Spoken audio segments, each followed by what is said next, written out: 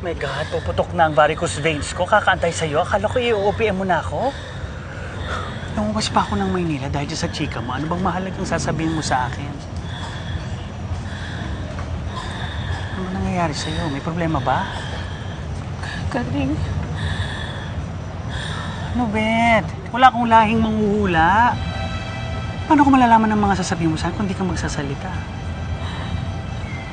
Karding, bilis ako.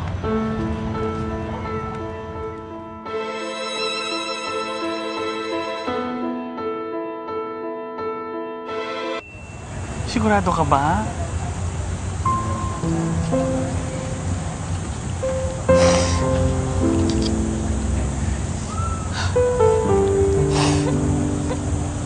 Positive nga. Baka naman pwede po magbago yun, magkamali yan. 2 buwan na ako hindi dinadatnan. Nung una, akala ko delayed lang ako. Sabi ni Chomer. Hindi ko pa sinasabi sa kanya. Ikaw pala ang unang nakakalam tungkol dito. Ano lang sasabihin ng mga magulang ko?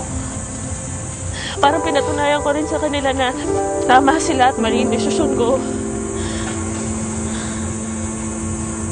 Kasalanan ko to eh. Hindi kasi ako nag-iingat eh. Takot na nga mo, Pes. Tama na ha. Walang mangyayari sa'yo kung sisisihin mo lang yung sarili mo. Ang dami ko pa gustong gawin, Karding. Ang dami pa. Magre-review pa ako para sa board. Gagraduate pa ako. Paano nalalat ang mga pangarap ko? Pwede pa. Pwede pa yan kahit puntis ka. Pwede mo pa magawa yun. Natatakot. Naging maayos din na lahat, ha?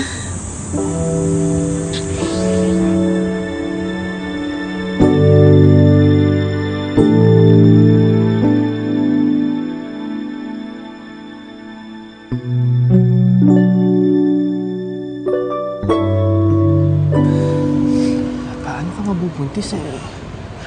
Lagi mo na huwag gumagamit ng proteksyon ah. Hindi naman sa lahat ng pagkakataon may suot kang kondom eh.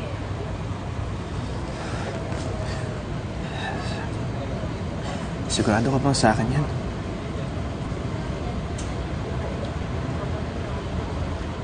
Pinagtututahan mo ba ako? Sobra ka naman. Matapos kong ibigay sa iyo yung pagkababae ko, pag-iisipan mo ako ng ganyan. Hindi naman sa ganun. Nabibigla na ako sa balita eh. Anong gagawin natin ngayon? Ikaw. Gusto mo ba kayo tuluyan? Siyempre. Hindi na to eh. Kanawin ako.